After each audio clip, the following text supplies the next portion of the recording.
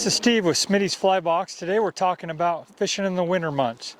It's nice and cold, probably mid-30s here, but pretty comfortable today with a little sun out, so I'm watching the weather, see if I can find days like this. I'm going to avoid days that are windy and below 30, obviously, because I can't stand it. So when I'm fishing in the winter, it really gives you a lot of opportunities to try different things, different tactics. We kind of get stuck in our ways.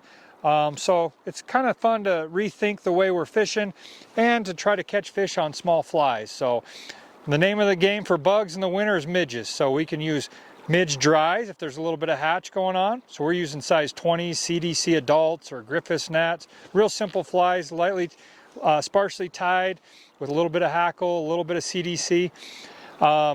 Or we can use zebra midges, which are great fly for pupa or larvae that are in the water. So we can approach the river in lots of different ways. We're going to show you 4 different ways to fish the zebra midge, just as an example. So the first way, we'll do a dry dropper here.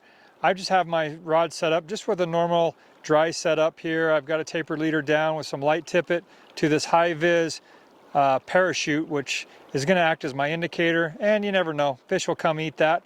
Right off the bend of the hook, I've got a couple feet of just straight tippet, pretty small, like 6X, down to my zebra midge there.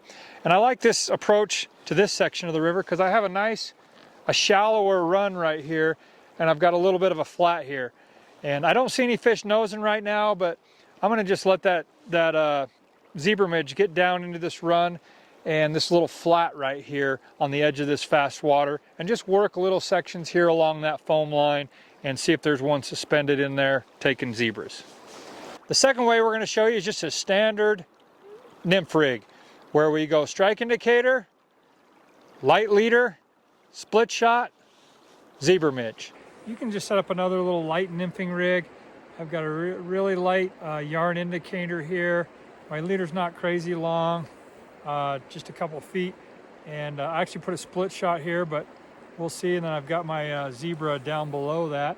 I'm just gonna try to work maybe this shelf along here. It's real soft water, so I like that little light indicator that I can cast easily. It doesn't slap on the water, and just kind of watch those subtle takes of fish lying down in the deeper runs that are more 3-4 feet deep, 5 feet deep, something like that. So that's another one, just a simple drifting a nymph, drifting a midge right down through there.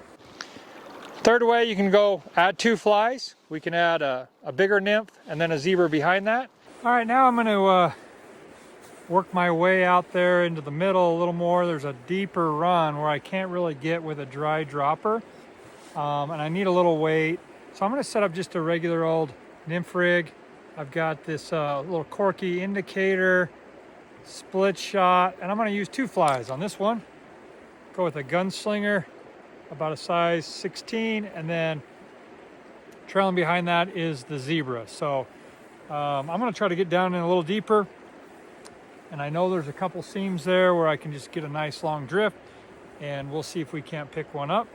I got the little bonus fly, the gunslinger. They might be smacking that too. So that's another way you can get a little zebra. I'm just trailing it off behind my top fly, and just bouncing along the bottom, just typical nymphing. And the last way is just through Euro nymphing with the nice anchor fly, nice and heavy. It's going to get right to the bottom and bring a zebra off on the tag.